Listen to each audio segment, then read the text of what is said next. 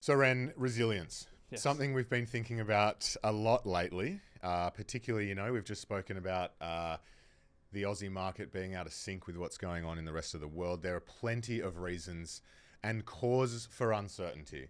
Inflation, cost of living, Yes. geopolitically, we've got Ukraine, we've got Israel, we've got Trump on the political side of things. Yes. Assassinated almost twice now. I know. Unbelievable. We've got the environment, we've got climate change, we've got AI, you name it.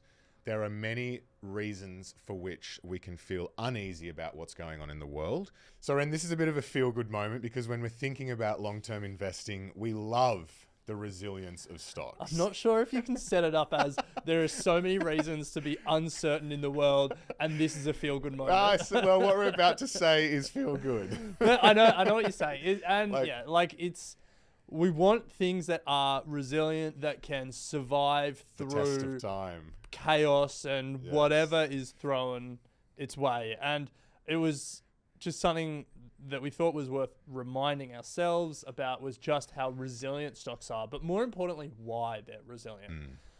And the reason that they're resilient is because when you're investing in stocks, you're investing in companies. And all companies are collections of people working to solve problems and to manage the uncertainty before them.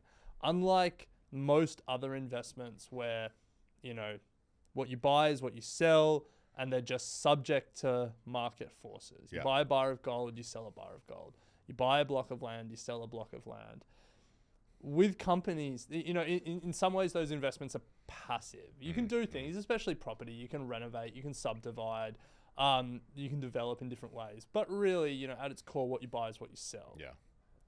With a company, what you buy is what you sell, in the sense that you buy a share and you sell a share. But what it is can fundamentally change, because the people that are working there, they're trying to ride this uncertainty, they're trying to ride this chaos, they're trying to master the market forces, and they're trying to capitalize on them. And we've got some examples that we want to talk about, because the story of the stock market is a story not just of climbing a wall of worry and a wall of uncertainty, but of capitalizing on it, of becoming, taking whatever the market and the world throws at these companies generation after generation, and finding ways to get bigger and stronger and more resilient. And one thing that we're confident about is that story is going to continue to play out. Absolutely. So if you've just started investing, as you said, Ren, we're not just buying shares, we are buying companies. And just think about what you're buying here.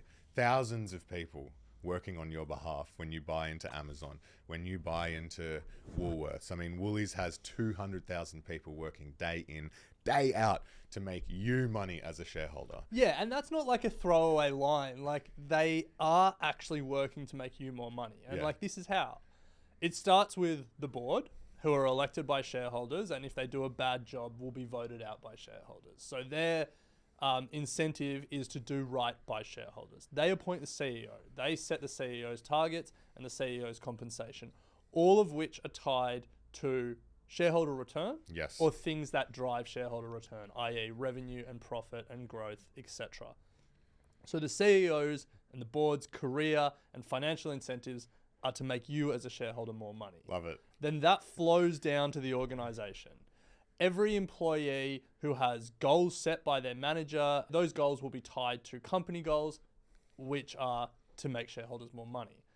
But then every person who wants a pay rise, who wants a promotion, who wants that new opportunity, all of that is tied to achieving those company goals. And their incentive is to do things that drive company value, which drives shareholder value, which then leads to, gives them what they want personally. So it's not just a throwaway line. It No. is literally thousands, in some companies, millions Yes. of people working on your behalf to make you more money. So good. And Ren, the best example of people working hard to make the shareholders money, and also what you buy is not what you sell in the instance of companies, is Amazon. Massive online giant.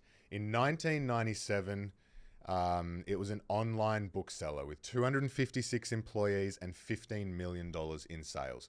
it was worth $438 million.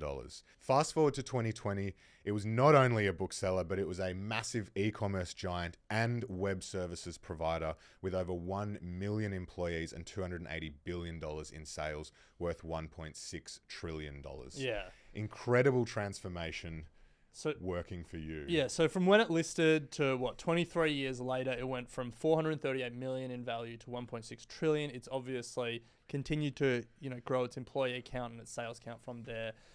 But I think the important thing in this Amazon example, and to tie it back to where we started, resilience and uncertainty. Think about the uncertainty that Amazon navigated in that period of time. A few years after it listed, the tech bubble burst. Yeah. Amazon lost more than 90% of its value, shed employees. Everyone thought the internet was a fad, wouldn't have been able to raise any more money. It navigated through that uncertainty and came out the other side stronger.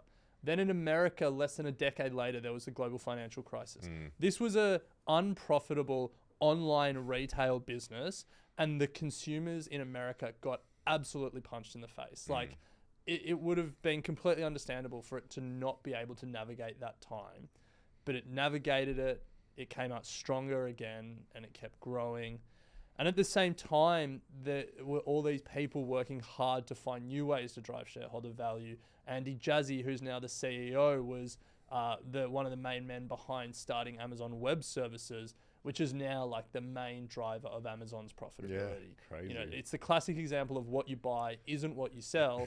Because no one who invested in 1997 bought Amazon thinking it would be AWS. Exactly. Yeah. There is no way you could have foreseen that. But No. that is just like why stocks are resilient and why we love them, because you get the application of human ingenuity, of thousands of people's best ideas and best efforts to make you more money.